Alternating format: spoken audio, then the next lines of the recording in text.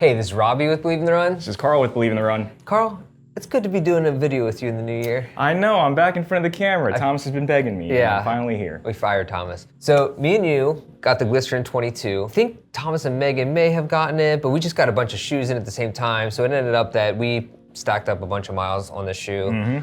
Have you run in the Glycerin before, Karl? So funny story actually, 4 years ago when I started running, the first pair of running shoes that I bought, actually dedicated for running, was the Brooks Glycerin 19. Oh, okay, all right. And I have over 400 miles in that shoe. Yeah. So I did all my my first years running in the 19. So I have a soft spot for the Glycerin. All right, so you're actually pretty familiar with at least a certain time frame of the Glycerin. For sure. And if, in case you're watching this and you're not familiar with the Glycerin is kind of Brooks' go-to daily trainer, kind of just their workhorse shoe. Categorized, I guess, as their max stack, so it went above the Ghost in that sense. But so it's more like that, yeah, exactly. So it's like that premium, cushioned daily workhorse trainer of a shoe. Yeah, yep, daily trainer. Of course. So the Glycerin kind of floated in that range for a few years, where it was existing, but not really exciting. So it had the DNA Loft midsole, which was cushioned, but I would say it didn't have like a lot of energy to it. Karl, tell me a little bit about what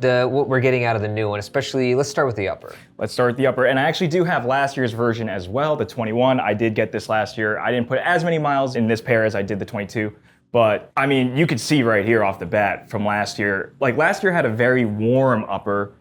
It had this like sweater type knit, not a lot of ventilation.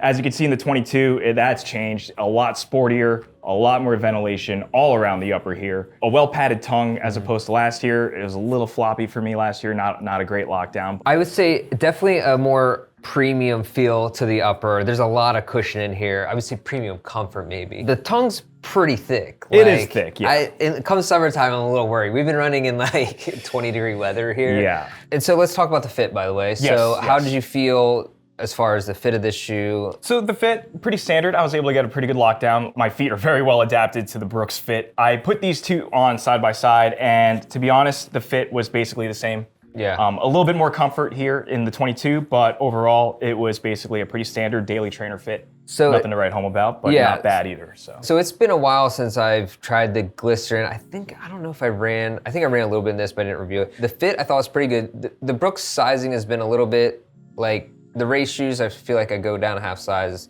I feel like this one is, I went down a half size from my normal. It was pretty snug in the toe. So the fit, I don't know if I can comment on that much because I felt like I maybe should have gone up a half size to my standard size. A lot more changes in the heel though, compared to last year. Yeah. We have an added pull tab here, which I always love to see. Nice and stretchy, nothing too thick. In the back of the 21, you'll see there's a lot, the heel itself is like pretty thick. Like that's really well padded compared to this, where you kind of have like this like elastic type. Yeah, the ankle collar here is a little more stretchy and flexible, and then you have the cushion part sits a little lower. Right, yeah. But you still get a pretty good heel lock around there. I think so too, yeah. I think it's just a little bit more comfortable for me. You also had this like plastic like heel counter here that I don't know what, it's not the GTS version, so I don't know why they would add some sort of support to this, but that's gone now in the 22, so just nice, streamlined. All right, so let's move on to the midsole, because this is kind of the name of the game. Yeah, this is the big boy this year. This is a big deal.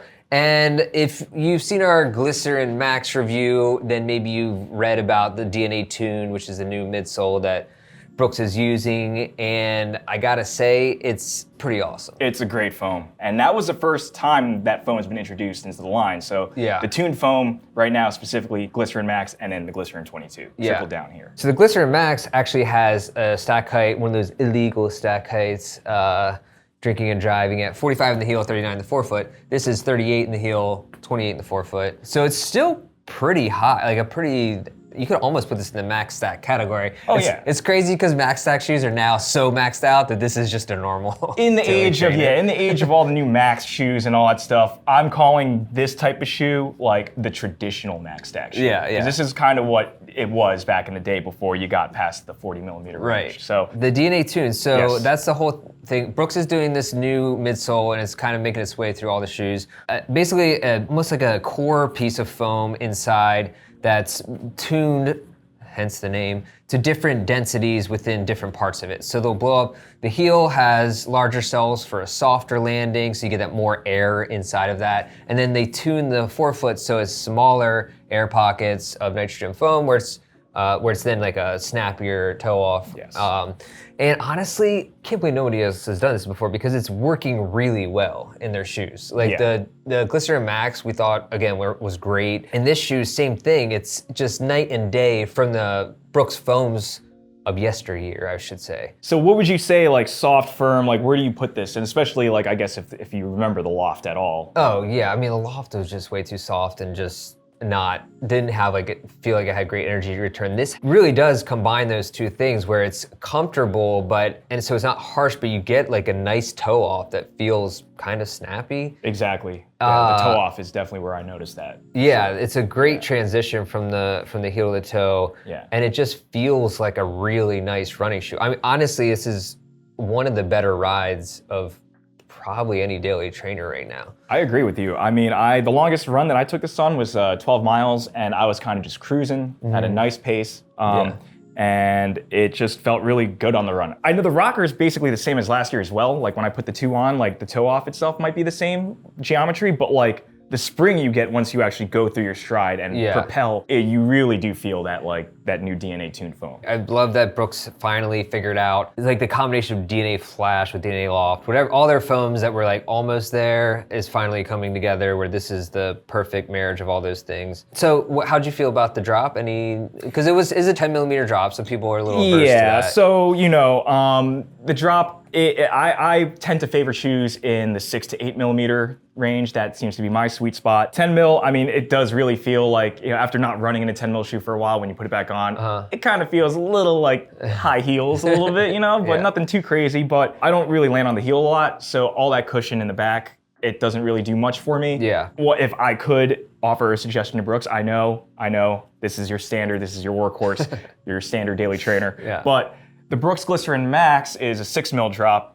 This is 10. Brooks, let's meet in the middle. All right. Let's do an 8 mil drop. Add 2 more mils in the front and the forefoot here, and I think we'll be rocking. Hedge your bets, Brooks. Yeah. Speaking of the weight on this shoe, I guess we should go into that. The weight on my 10 and a half, 11.1 ounces, or 317 grams.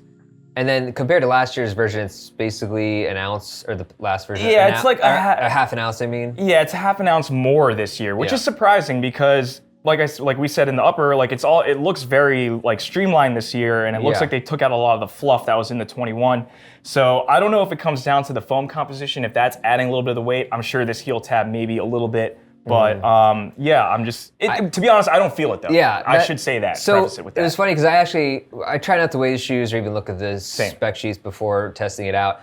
So when we weighed it right before this review, I was honestly pretty shocked to see how much it weighed, which is more than the Nimbus, more than the newest Ultra Boost, more than most daily trainers, really. Yeah. And I did not I thought this was actually a pretty lightweight, it felt like lightweight on the foot, or at least just normal. Right, exactly. I do the same thing where I don't really weigh anything. And I would have sworn this had to have been maybe like 10.2 ounces or something if I were to guess, like 10.2 to 10.5 in that range. So getting a little over 11. And like I said, I put the 21 and the 22, I wore these both side by side on the treadmill for a couple miles. Yeah. And I didn't notice anything. It didn't feel like the 21 was any lighter than this. So there's probably some things that you can do to shave some weight off. It does have a generous layer of rubber on the bottom, which we didn't talk about. Yes. So the outsole rubber, you're gonna get pretty good durability out of this. It should last you for easily hundreds of miles. Yeah, the pattern doesn't seem too wildly different from last year. Maybe a little bit more coverage in the forefoot area. Anything else that we need to talk about this shoe, I guess? Yeah, we should mention the price. Oh yeah, $165. Yeah. So definitely in line with the rest of the competition out there. And I think we'll probably do a versus between two shoes videos with this and the Gel Nimbus 27. A spoiler, I can already tell you, I feel like I like this shoe much more. So let's get into the scoring. Let's do do form, fit, and function. Yep. So we're talking about form. What score are you gonna give this, Carl? So I'm gonna give this a 4 for the form. I think a lot of the changes were welcomed and definitely were needed, to keep this fresh. Yeah. And I'm with you. The form is pretty solid. I think I'd take off a point for the same, give it a 4, for maybe it might be a little bit overbuilt on the upper. I think there could be some just Small made tweaks, next year. small yeah, tweaks, yeah. Just to lighten it up a little bit. For sure. Going on to fit. Fit, I'm gonna give it a 3. Right down the middle.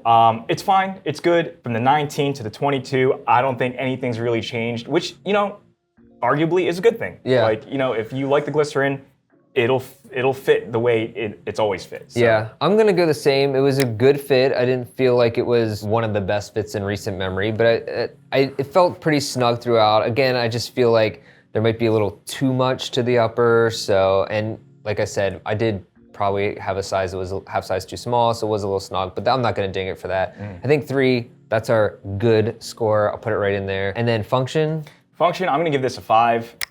Brooks really hit the nail on the head when it came to this update. I think this is like the update that I like to see in a shoe with such a long line. It's not just an upper change. And I know they're gonna do, you know, every other year or whatever, but Yeah. to make the shoe still feel very familiar to its fan base, but give it some serious under the hood upgrades, that is where I like to see things go. Totally. And Brooks is really doing well with this, so. Yeah, I gotta agree with you. 5, I think the actual function of the shoe for what it is, a daily trainer that you're gonna put in a ton of miles, it's really gonna be hard to beat this midsole and the feel of it. If you're just looking for that workhorse trainer, you're gonna be really happy with this shoe. I mean, the DNA Tune stuff that Brooks is doing, and their Blue Line Labs has developed, absolutely awesome. Like, it really shows that they're doing innovation. They're not just throwing in a slab of midsole foam. They're really trying to, again, fine tune it to get that perfect feel underfoot. And I really think they nailed it with the shoe, same as they did with the Glycerin Max. Yeah. I think this is gonna be a hit for a lot of people who just want a really nice daily trainer. I mean, there's so many good things coming from Brooks next year that we're really excited about. The updates to some, like the Ghost Max, the Hyperion Max. the 3. Hyperion Max, yeah, the Hyperion Elite 5. So things, really cool stuff coming. Gonna keep an eye on all of that. Of course, we'll be back with many more reviews. Anything else, Carl? I think that's it. All right. I think that's it. Well, it was nice having you on this review with me. It's nice to be back. Yeah, we'll see if we can bring in Thomas for another review at some point. And of course, Megan, the staple of Believe in the Run. Anyways, thanks for watching. Make sure you subscribe and like this video. Check out our email list, which we send out one update each week with all our reviews in one place. And make sure you follow us on all our channels, Instagram, listen to the Drop podcast and Fuel for the Soul, our excellent nutrition podcast. And I think that's pretty much it. That's it. All right. All right. See ya.